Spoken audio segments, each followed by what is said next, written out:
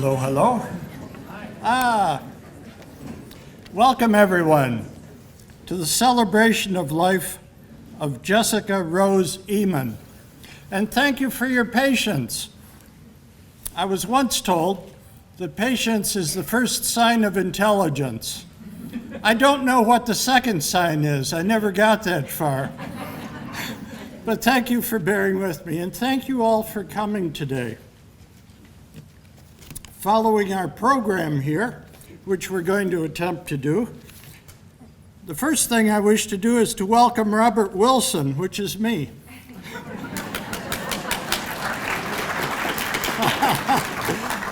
Thank you very much. Like all of you, I was a friend of Jessica also, and a friend of her family, and I'm also a minister of the small church, the Essentialist Church of Christ, which now and again Jessica attended. So I feel I have a little bit of legitimacy in standing before you today. And now I'd like to introduce members of her family, who may stand if you like, or wave, or whatever. Stan and Eaman, Stan and Vera? Eva, yes. Eva Perone. Yes. Her aunts and uncles, Laurel and Doug, and George and Jennifer, and cousins, Brent and Kathy and Julie and Beth. Aha. Furthermore, thank you.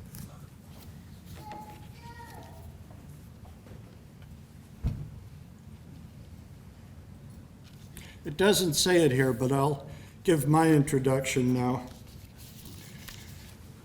Jessica, as you all know, loved life, and she loved adventure and loved people, and in turn was greatly loved, as we will see today. We've already had a funeral service for Jess, and we called it a sacred ending. It was held at Bethel Funeral Home on March 21st and attended mainly by family and relatives. Today, we come here together to share our knowing and loving of Jessica, to celebrate her life and our lives with her and with each other. In honoring Jessica Rose Eaman, we celebrate ourselves. And I have a poem here I'd like to read.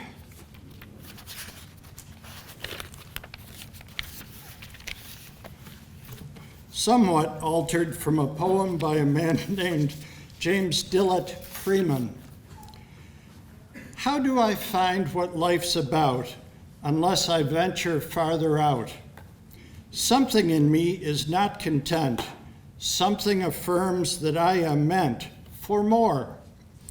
And so I have to try to see if somehow I can fly. Going beyond the edge of things, I just may find that I have wings. Flying, soaring in realms of mind, with feathery digits of a different kind. Whatever now I seem to be, yet more is to be found in me. And so our being together today will be a voyage of exploration, so that we can discover and share with each other what we discovered of this wonderful person, this wonderful friend, Jessica Rose Eaman. So now I would like to invite Vera to come and share with us.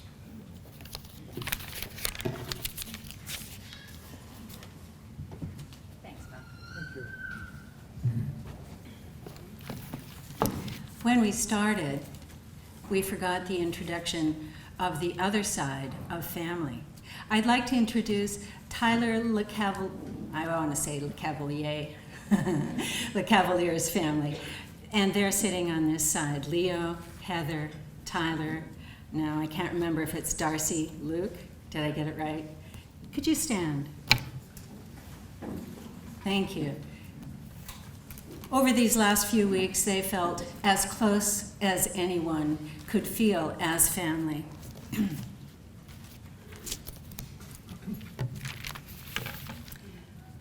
Let me just look at you. I want to see who loved our girl.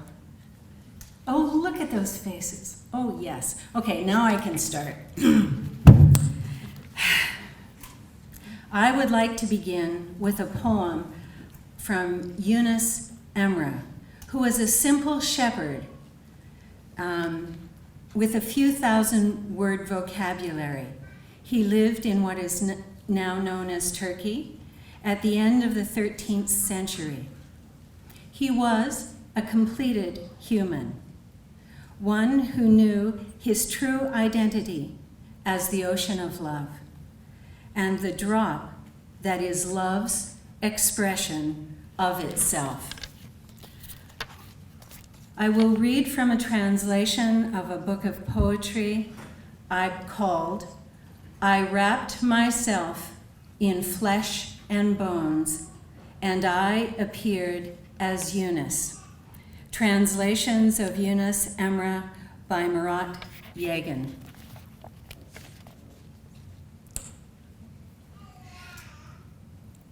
I became a plane beside the sea. I became a bucket beside the well. I became a prayer in the mouth of Jesus. And I made myself known by becoming these things. I became moon. I filled the sky. I became cloud and pulled myself to the sky. I made myself rain and poured myself on the earth. I became the light to manifest the sun. To those who abandoned empty talk, to those who opened their eyes, to those who developed the perception of things, I became a signpost and appeared in their dreams. I am the one who heals every pain. I am the one who is the master of all feats. I am the one who entered Moses and pulled him to Mount Sinai. My journey ended up in you, where the truth is pronounced every morning. I became the truth in the tongue of Eunice. Then I stopped.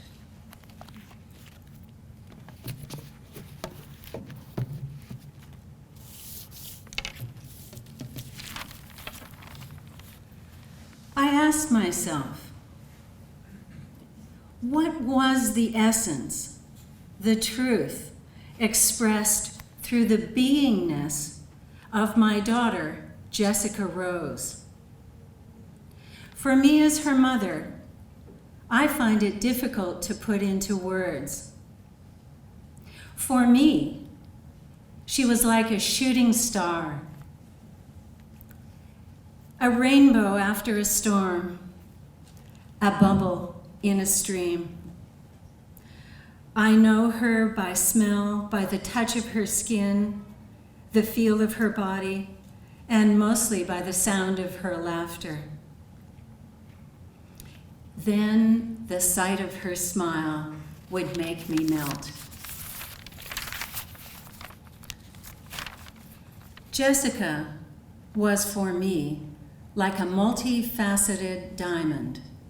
Depending on conditions, a different aspect of her shone forth. That is what this celebration of life is. It's naming those facets of her and loving them, and then releasing them in gratitude for all she has given as she starts the next chapter of her immortal life.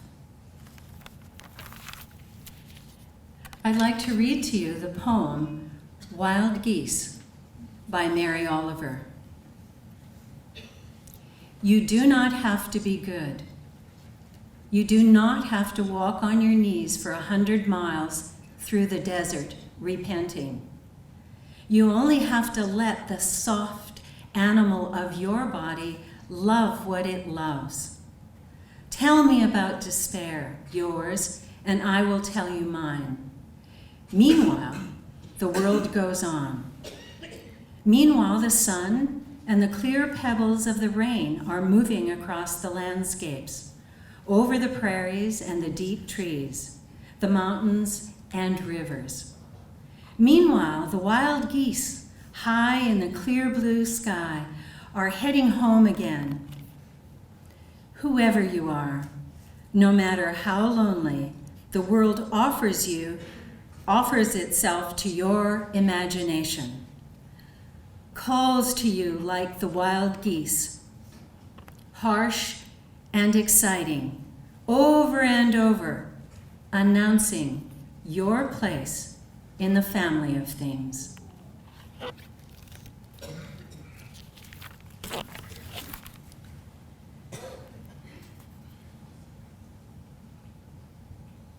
What stands out for me as a primary, fundamental, core aspect of Jessie was what I will call relationship.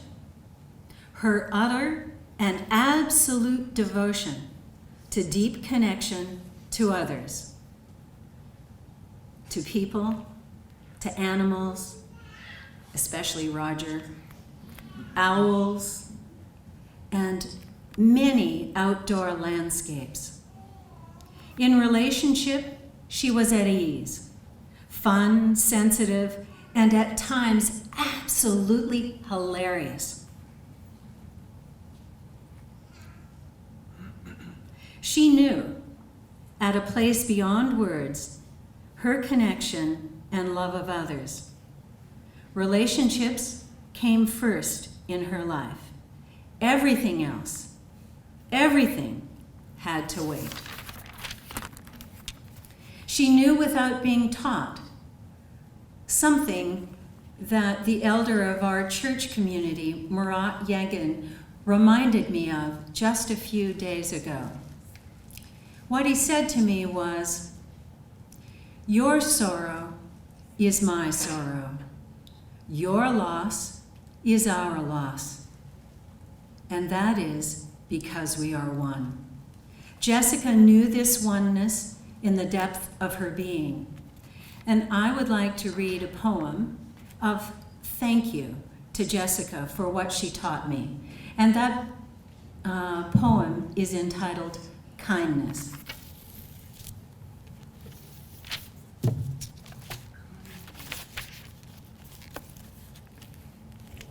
This is written in Colombia by Naomi, I'm hoping I'm pronouncing it correctly, Naomi Shahab Nye.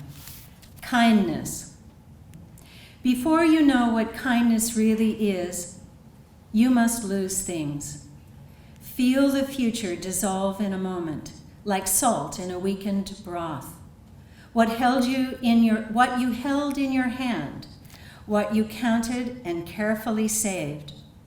All this must go so you know how desolate the landscape can be between the regions of kindness. How you ride and ride, thinking the bus will never stop. The passengers eating maize and chicken will stare out the window forever. Before you learn the tender gravity of kindness, you must travel where the Indian in a white poncho lies dead by the side of the road. You must see how this could be you.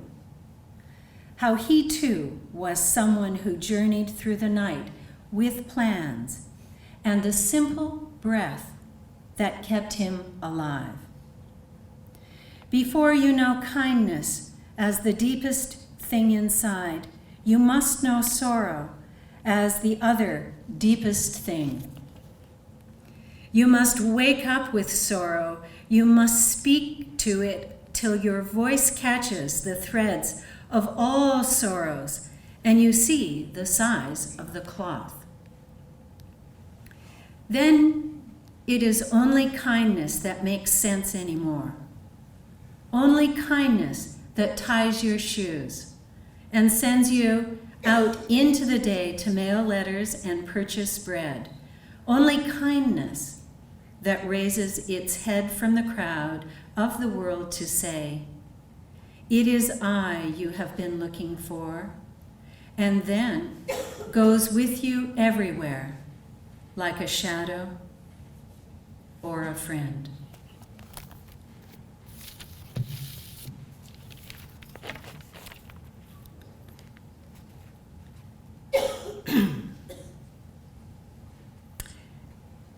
Jessica Rose, remember what I used to say to you? Right from the beginning. Sweetheart, I love you more than all the stars in all the skies, in all the universes. If you need me, look to the night sky, call to me on the wind, and I will be there. Farewell, my beloved.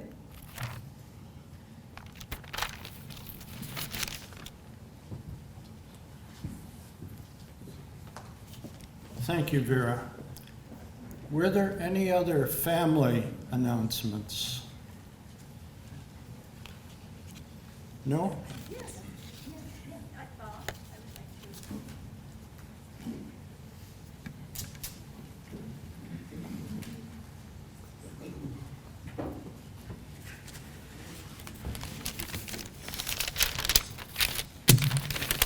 Welcome.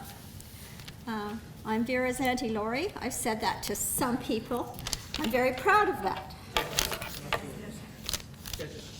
Oh, who am I?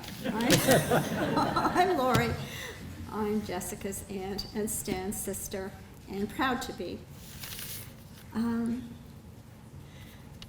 My first memory of Jessica. I received the news of Jessica's birth, and I rushed to McMaster Hospital. May 19th. I exited the elevator, and there was Stan, holding this tiny sprite in his arms, wonder on his face. And he looked at me and he said, "I never knew I could feel like this."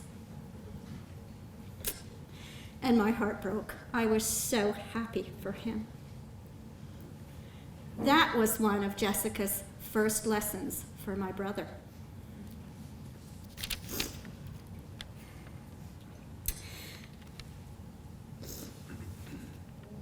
Mostly parents believe that they are raising their children. But also, in my experience, my children raised me and taught me more about myself than I probably ever wanted to know.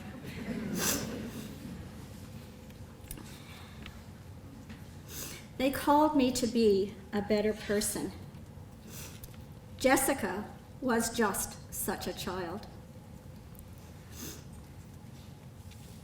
So full of wonder, so full of enthusiasm and fun, impulsivity and spunk. A total package. She also had a supreme caring for others. Oh, and her smile. It could bring out the sun. From an early age, trying to read, sorry, I'm having trouble reading here. Thank you. From an early age, she demonstrated her amazing social conscience and the ability to speak and raise her voice, starting in grade 1. Getting her mother called to the school because Jessica had upset a teacher by standing up for her place in the line. Jessica and I often commiserated with one another because we had Stan in common.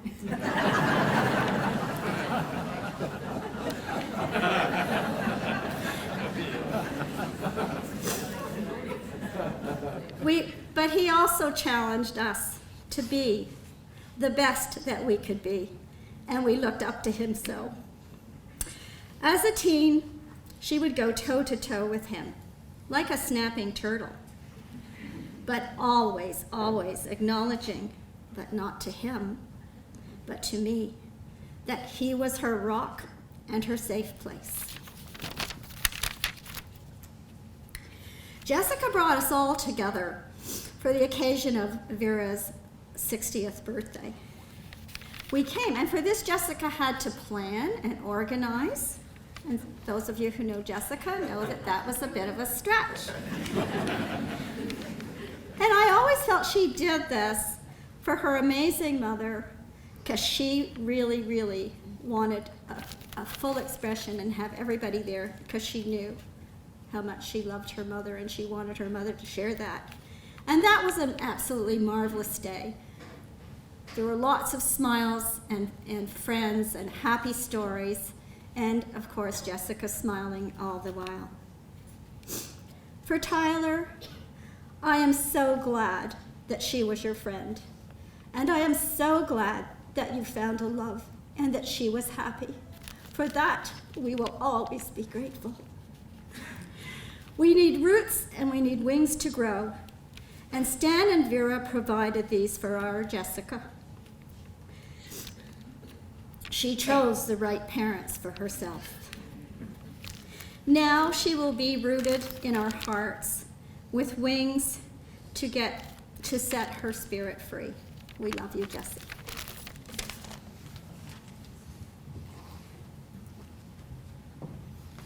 Thank you, Auntie Lori. You could be my auntie any day.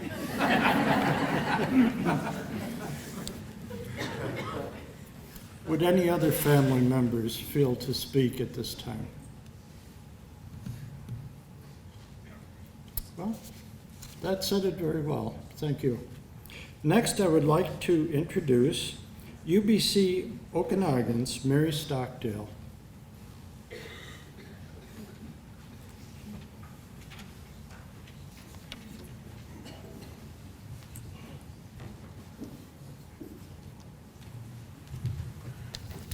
Is this high enough?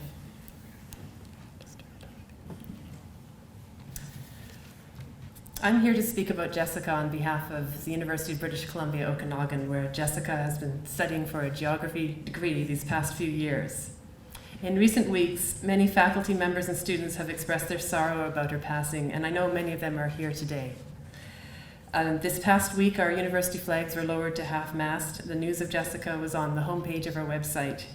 And our department put forward a proposal that Jessica be awarded her degree posthumously because she was only weeks away from completing it. Yeah.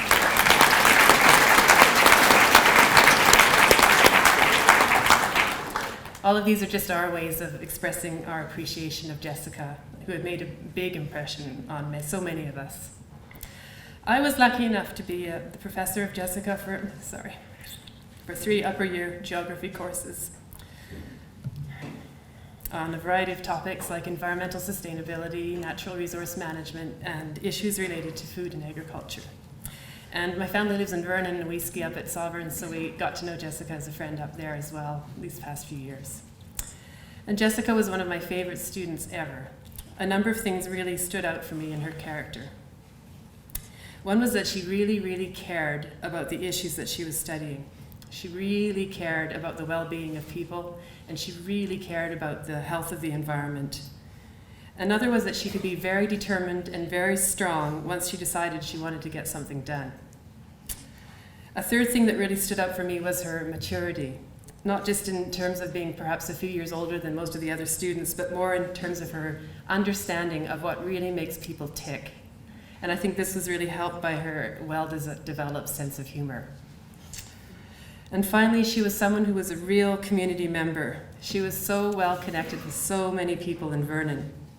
And you only need to look on her Facebook site to see that her friendships and her community spread around the entire planet. I have a couple of favorite memories to illustrate this, and they're both about these big term projects that she did for my courses. She always chose topics that were local and had real impact, rather than something more dry and theoretical. And she threw herself into these projects with great determination and passion. Her first project was to look at the environmental impacts of the Silver Star ski resort. I was so impressed by how she did her research, because she didn't have a lot of written reports to work from, so she just went out like an investigative journalist and talked to people, from the managers and staff of the resort to the environmental critics, to a bunch of bureaucrats in various ministries in Victoria whom she tenaciously hunted down. And I felt like the way she did it was very fair. She looked at all sides of the issue, but she also seemed to have a really high BS detector, no matter where it was coming from. Her final presentation was really good, and it was presented in her dry, humorous way. I can't do justice to it. Her second and third projects were to do with local food and agriculture issues, which I think was already a really big interest of Jessica's, and which only grew when she got the chance to sink her teeth into it and really study it in all its dimensions.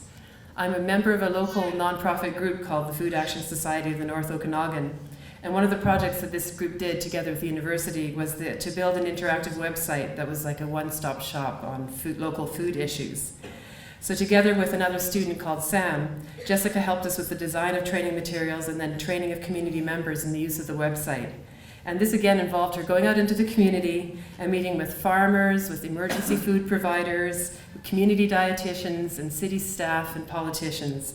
Jessica was really good at going out and interacting with a wide range of people.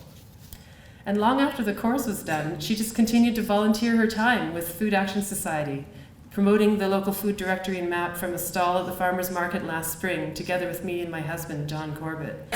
She was such a lot of fun with her enthusiasm and her ready smile, and it really helped that she seemed to know just about everybody who came by.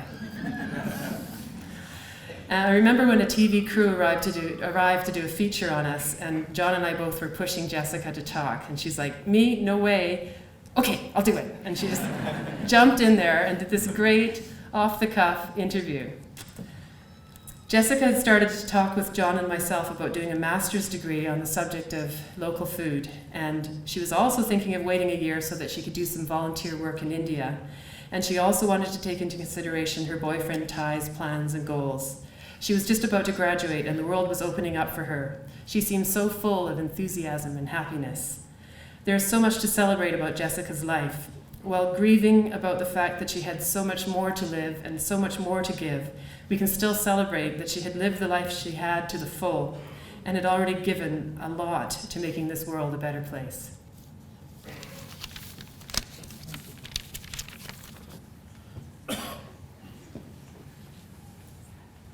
Thank you, Mary. And now I'd like to introduce Scott Lemon from Sovereign Lake Nordic Centre. Welcome, Scott.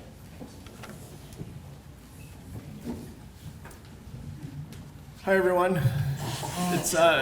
It's really interesting because we've spent the past couple of weeks talking to a lot of people who really cared for Jessica that we know from the ski community, and I see some of those faces, but to me what's interesting is looking around here is the fact that I see a huge number of other faces that I don't know at all, and it just shows how many communities Jessica was really touched and involved with, that to see all these different groups of people who are here, knowing how big of a group of people were up there, that we've talked to hundreds of people about Jessica who deeply cared for her.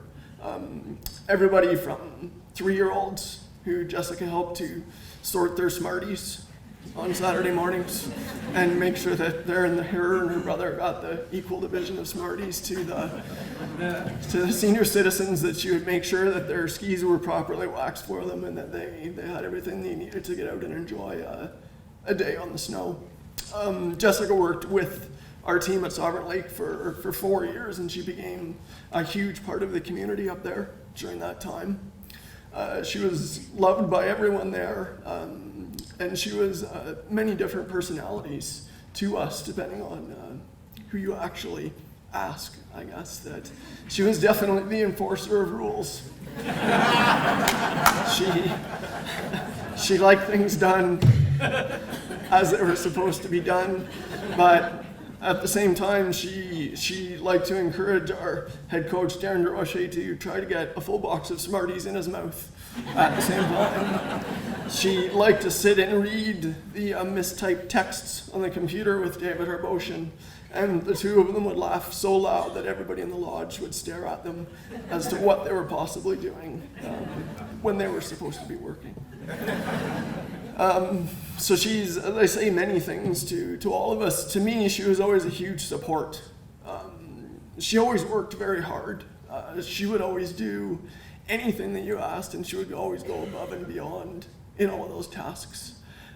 Early mornings, we have lots of early mornings in the winter when we have events and races, and I always knew that when I was standing in the middle of the stadium or out on a trail, that at some point in the morning, a cup of coffee would walk out to me with a box of Smarties. And Jessica had a thing for Smarties.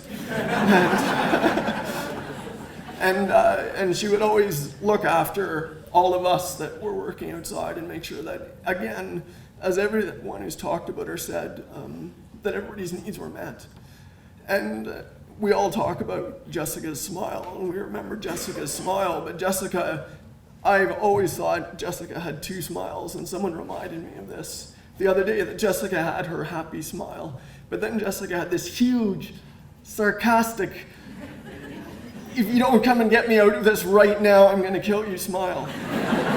But she really just needed someone to come and give her a hand, and she would never do it in any other way other than just this huge smile on her face that just said, get over here right now.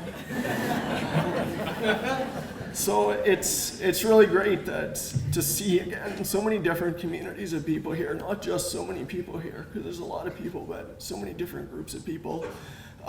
It's been a tremendous experience, not an easy experience, to talk to all of the people that walked through the door at Sovereign Lake about Jessica. But we really learned a lot about her. We really learned how many people she touched and how great of a person she was. So I think we can thank Stan and Vera for that partially, but Jessica was definitely her own person as well. So thanks very much. Thanks, Scott. Thanks very much. Now I'd like to introduce Pamela Rose.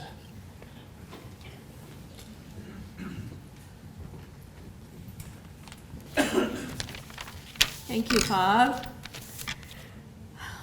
What a celebration. This is extraordinary. I see what Vera meant. It is truly wonderful to look around and see all of you.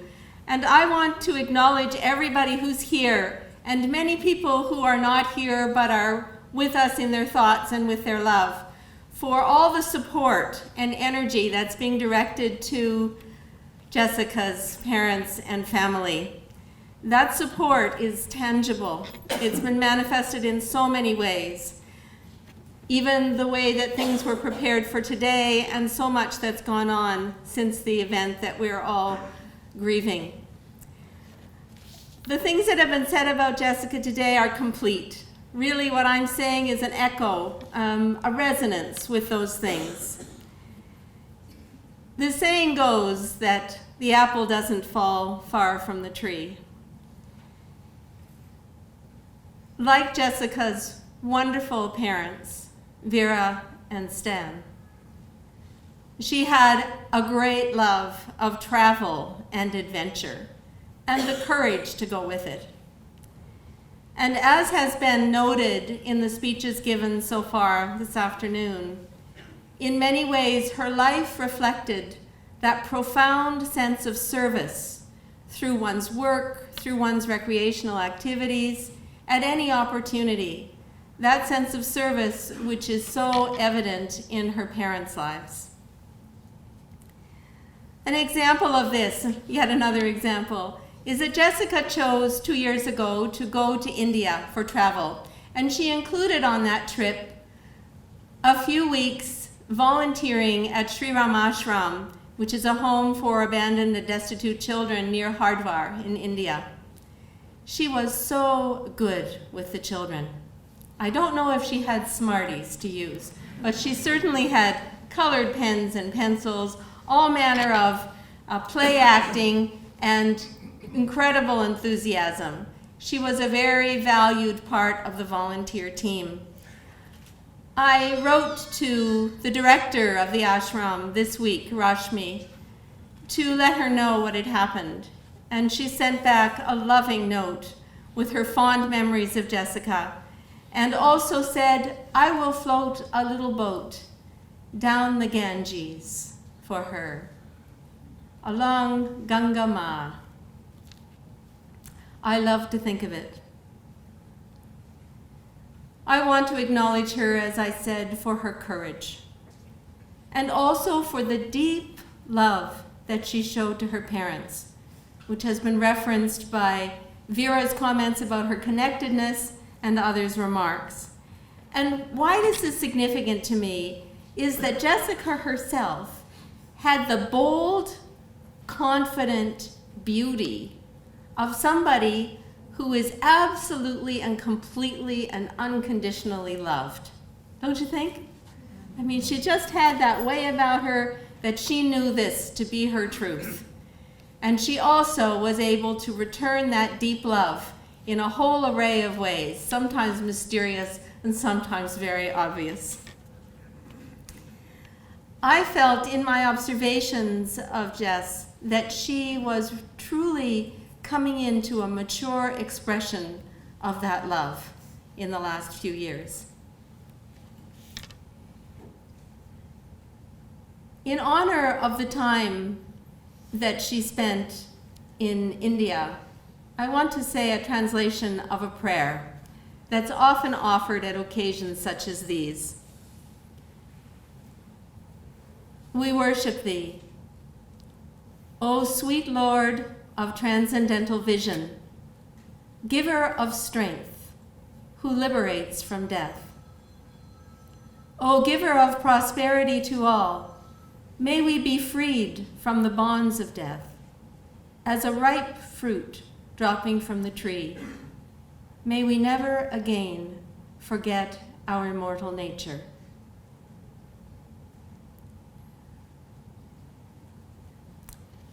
In closing, I want to remark as well on the deep respect that I saw in Jessica for the many communities of which her parents are a part. Truly, she understood the significance of community, whether it be spiritual, the community of one's work fellows, or the larger community. And this community is a great testament to all that she lived in her short and beautiful and remarkable life.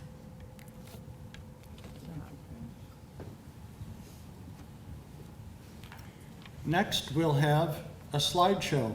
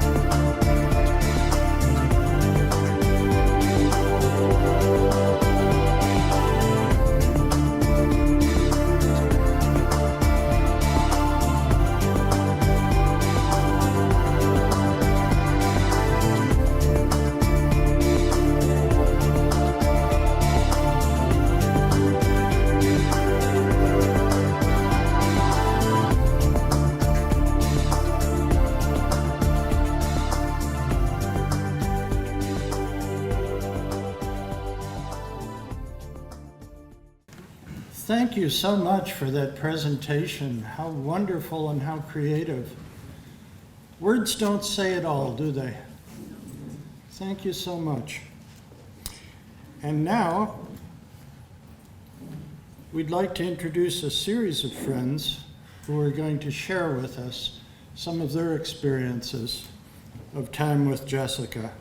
The first person I would like to invite to come up here and speak is Ashley Pelling.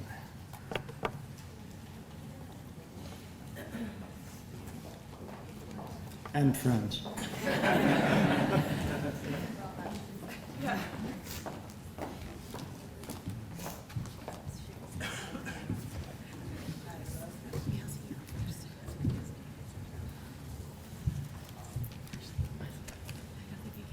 All of our name is Ashley Pelling. I'm not Jessica's aunt.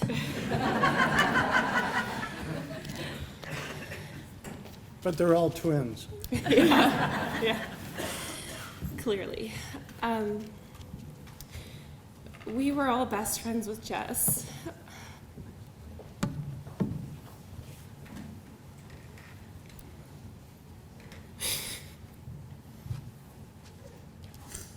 We were all friends from, it started in grade 12, and that's basically, I'm just going to introduce us that way, and we all have written our own things to say, so here goes. Jess was one of my greatest friends. The 5 of us are like sisters. We definitely disagree at times, but no matter what, we love each other and we were always there for each other. Jess and I would always let a lot of time go by between each visits, especially since high school. Really too much time, but no matter what, things always picked up where they left off. Jess always cared deeply about her many friends. She was always wanting a life update from everyone, and many times she updated me on things that were happening in friends' lives that I had lost touch with, because she always kept in touch with everyone. Jess taught me how to live life to the fullest and to take advantage of time, especially with friends. She always seemed to be on an adventure. She loved adventures. I remember many nights in our adventures in the Exploder, all of which will never be repeated, so I'm not going to say any. Jessica was such an intelligent woman with a passion for so many things in life. I truly admired that about her.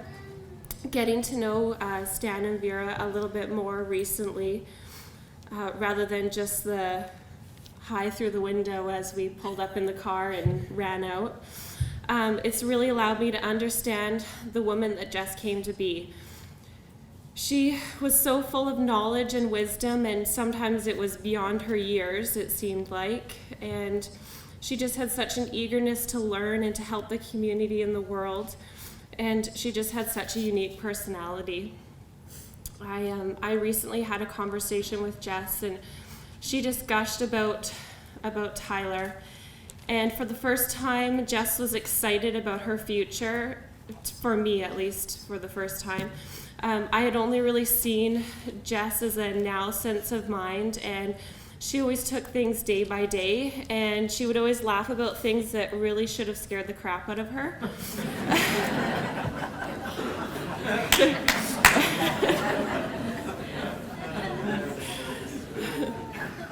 But we were scared for her, so. I was so happy to see and hear Jess so happy, and to be with someone who loved her as much as she loved him. When I think about Jess, I know that the holidays are going to be especially tough.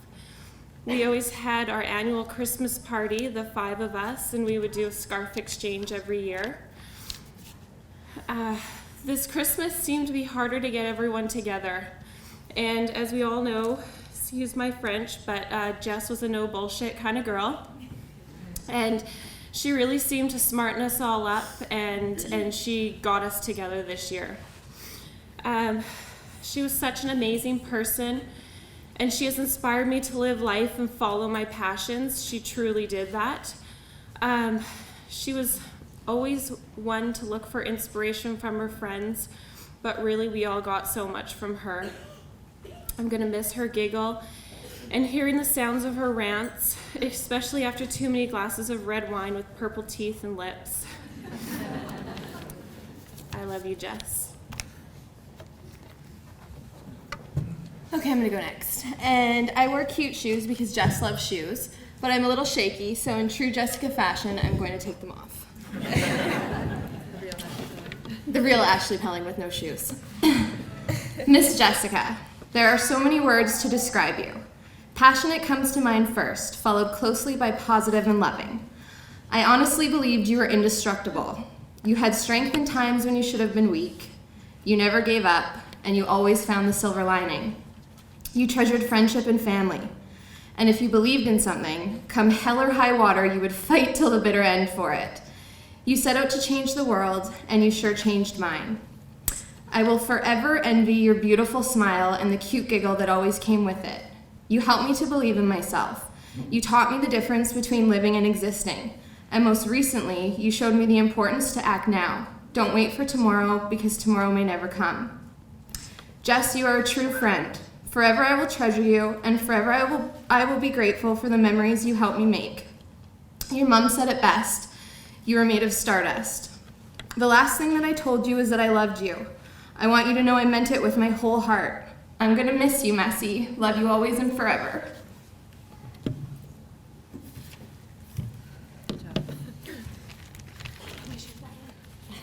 Put those shoes on. Hi, my name is Lauren.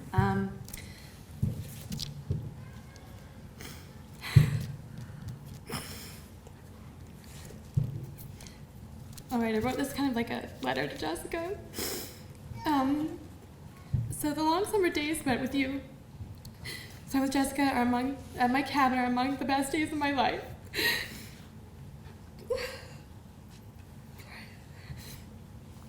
The summers will never be the same without you. We would leave our worries behind and head for the lake. All we needed was each other and a few bottles of wine. I know you loved it there, and we would sit for hours at the end of the dock until the sun faded out of the sky. Jessica always got the best tan. I will think of those memories always, and when I think of you, I want to thank you for enriching my life in so many ways that you'll never know. I can't imagine my life without you. You taught me how to love myself and to feel what it is to be loved. I wish I told you a million more times how much I loved you.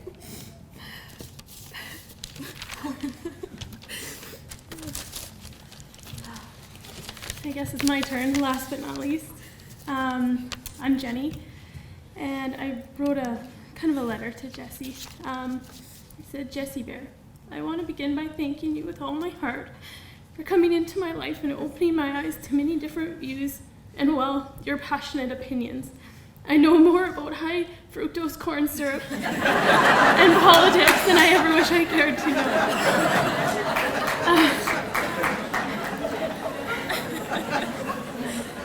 Stan and Vera, I also want to thank you guys today, because without you, Jessica would never have been able to touch the hearts of so many people and myself. So thank you for bringing up such an amazing woman that changed the life of so many people in her short stay with us. It's honestly hard to stand here today and celebrate your life, Jess, when usually celebrating included you being here alongside us. Can't see. This all seems too unreal to think that you were really gone. I still hear your laugh and see your smile all too clearly.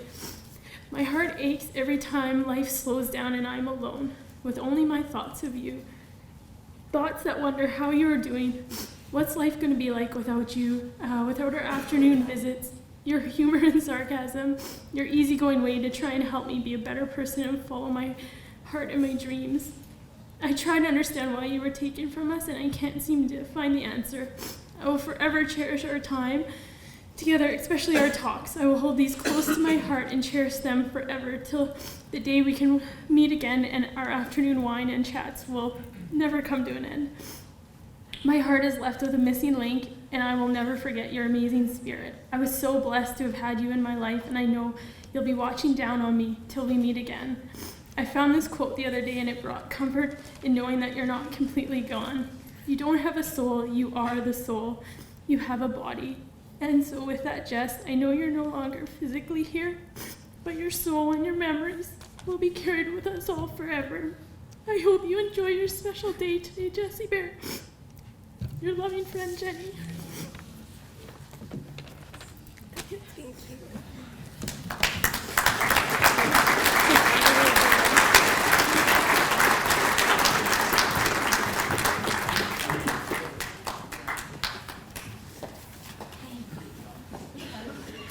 It's way more difficult than it looks. Thank you very much, ladies. You can see that Jessica had a lot of very good company for all of her exploits. And I would now like to ask if there are any other members of our community here who would like to share some of their experiences with Jessica.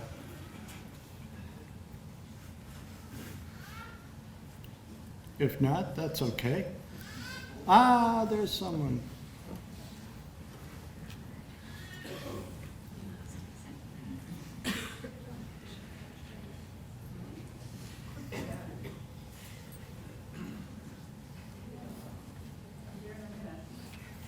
No hurry.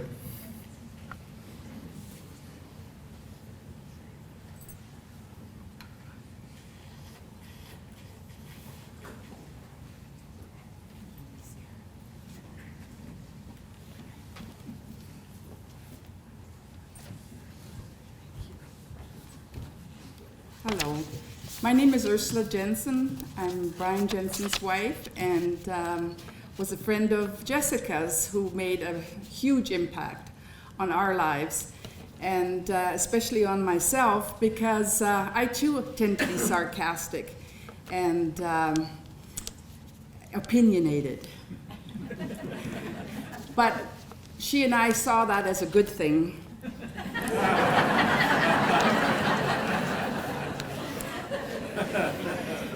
Jessica, as you've heard many times this afternoon, has certainly made an impact in people's lives.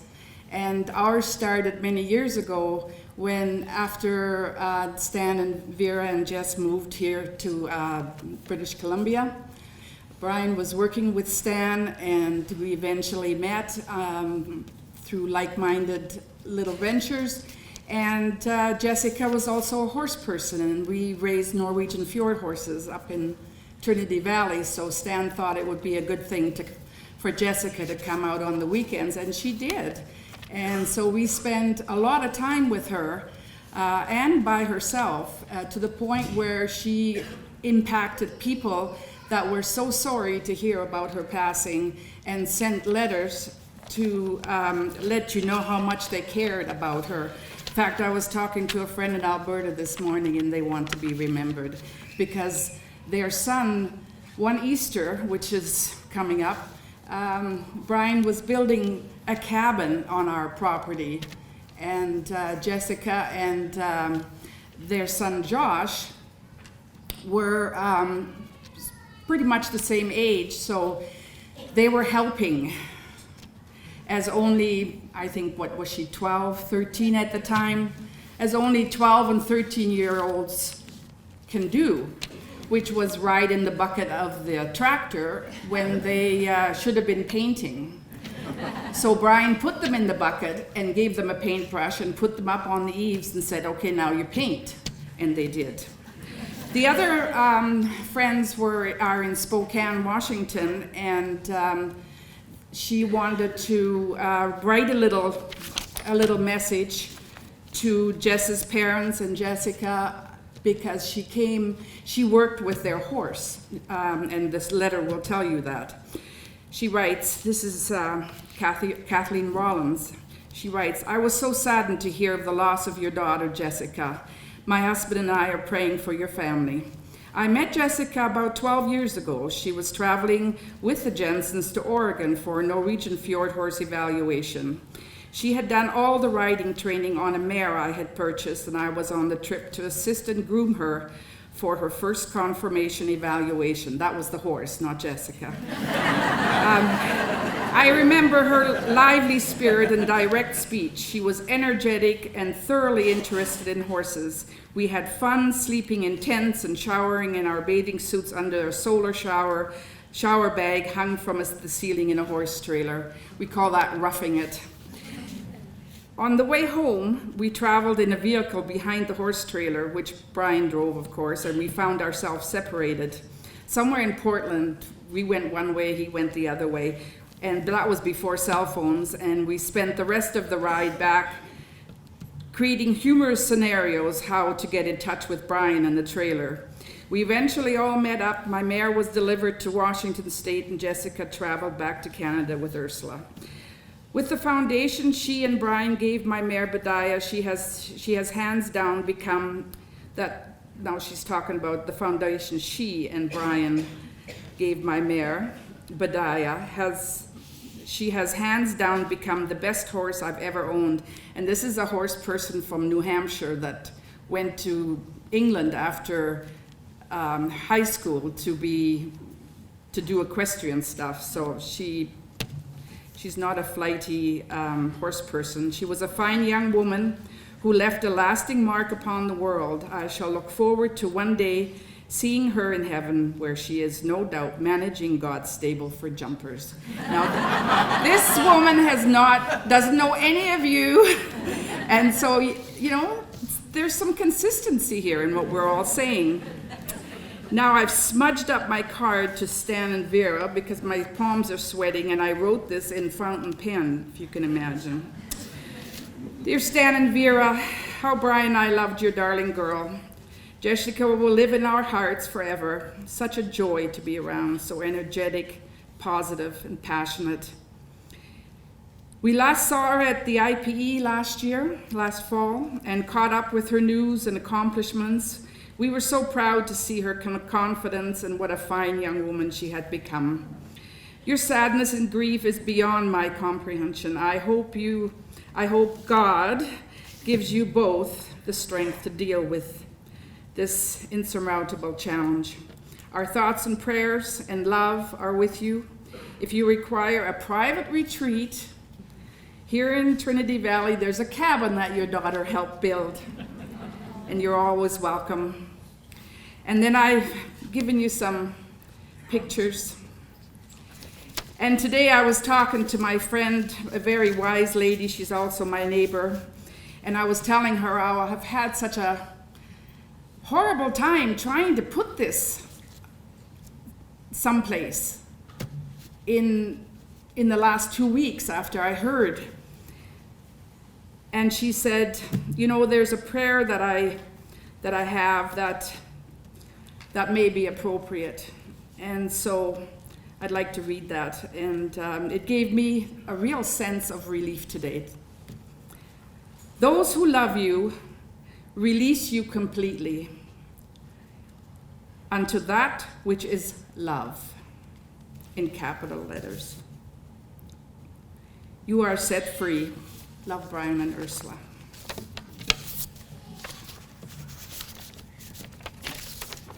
Thank you for sharing those pictures. They were fabulous.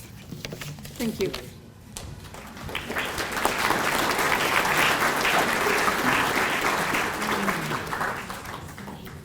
Would anyone else like to speak now?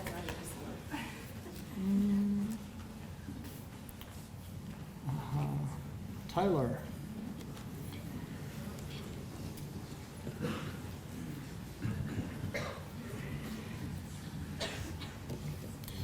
Hi, I'm Tyler. Would like to thank you all for coming out. I know a bunch of you have made it quite the journey. I've been asked 1,000 times in the last few weeks, I'm so sorry I don't know what to say. Well, I'm one of you. As you see, I got nothing prepared. Just would have wanted it that way. I was really lucky. I went to school with Jess and got to go on a bunch of adventures with Jess. Was a partner in crime before a partner in life. And I can't believe the amount of stuff that she's put her parents through, but they're still here.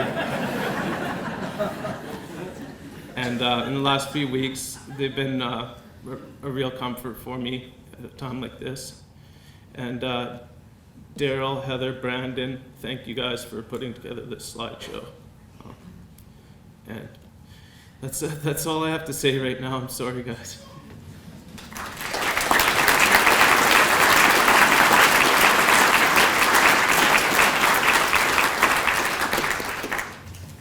Anyone else? Sorry, Stan, we can't put it off any longer. It's already been said tonight that the apple falls not far from the tree. And now to attempt to deliver the rebuttal. Oh dear.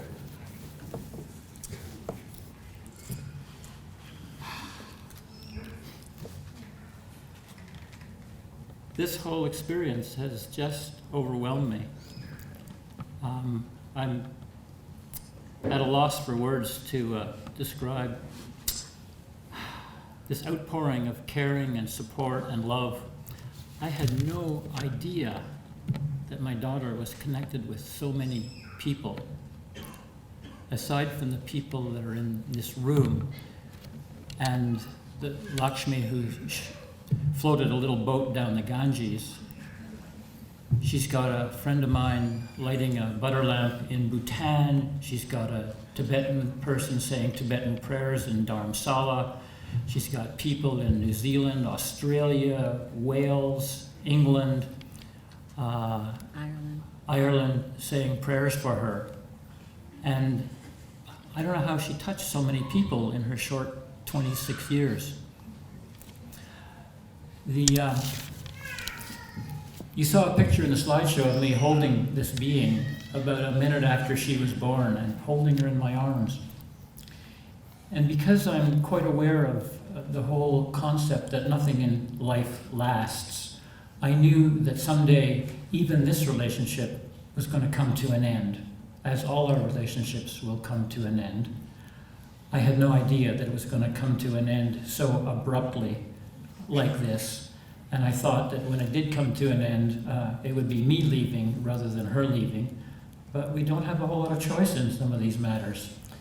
And I learned so many things in the last 2 weeks about my daughter, about our daughter, that made me feel very, I'm not sure what it is to describe it, joyful, thankful that she touched so many people, that she manifested so many of the qualities that Vera and I feel that are important in our lives and tried to raise her with.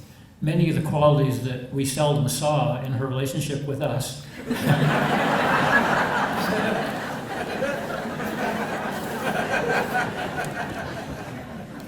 That's an understatement. She would come to visit us. She lived next door in a little house, and so we saw her from time to time, especially when she was looking for food from our refrigerator. But we hardly ever saw her friends because they would disappear into her place, and I'm not quite sure whether they had some concerns about being around their shrink father and what he might think about them. But the last 2 weeks have been extremely joyful in a sad way, getting to know her friends, getting to know Tyler, getting to know Tyler's family. It just helped me. I used to think that when she came home and she would visit and say, I haven't seen you guys for a while, I just want to spend some time with you. And then 5 minutes into the interview, into the...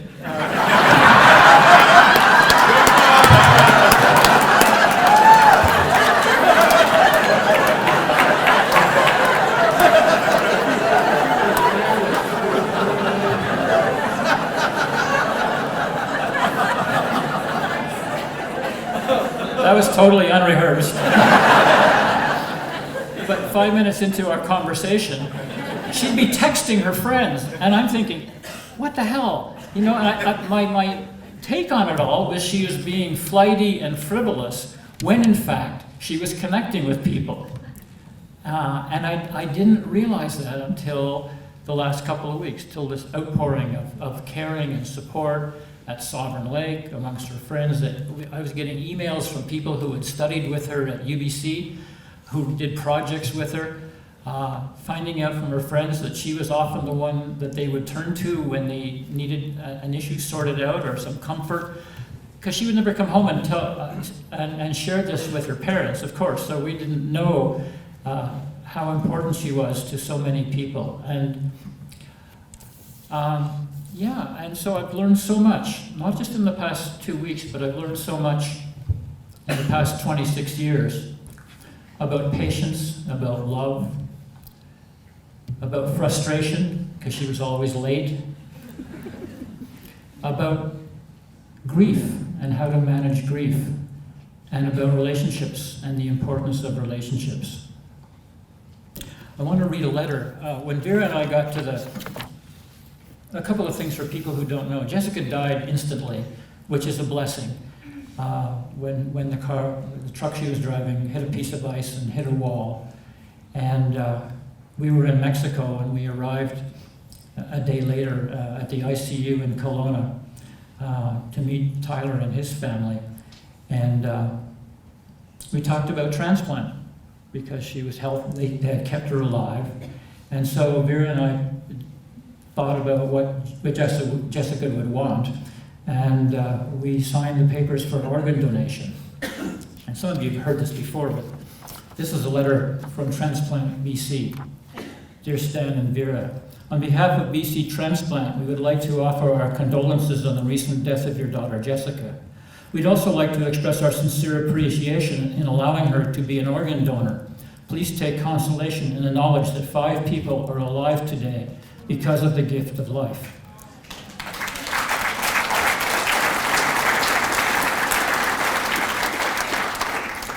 Because you have so generously agreed to organ donation on her behalf, 1 person with lung failure received a double lung transplant.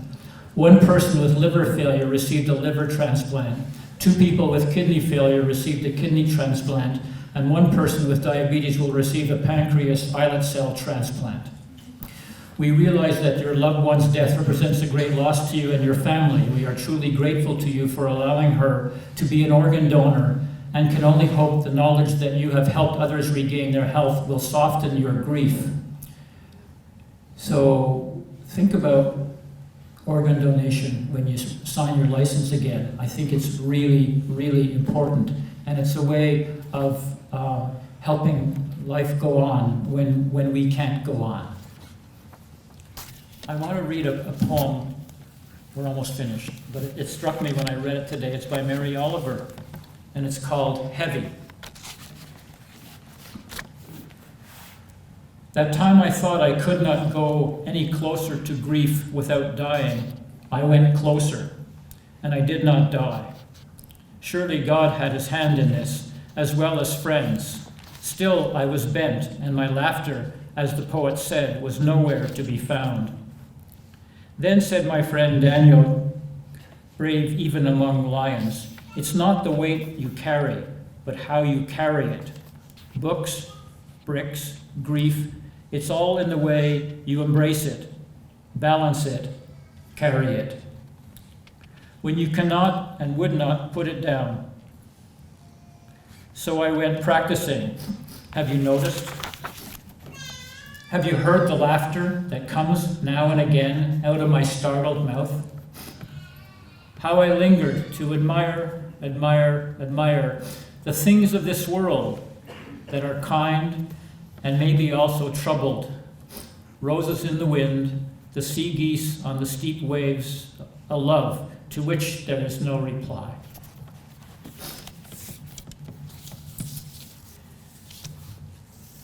I don't know how to end something like this. I don't want it to end, but it needs to end. I was saying to Vera the other day, I've never felt so loved, so cared about, and supported in my entire life. And for this, I'm grateful to Jessica. We could not do this journey, the 2 of us alone, without a caring community. I want to thank you all for your condolences, for your kindness, for your food, for your flowers, for your wishes, for your prayers. It's warmed our hearts, and it's the silver lining in a tragedy such as this. So Thank you all so much. My wife and I are both extremely grateful to all of you, and thank you very much for being here. The tea and coffee is in the next room. And there's tea and coffee in the next room.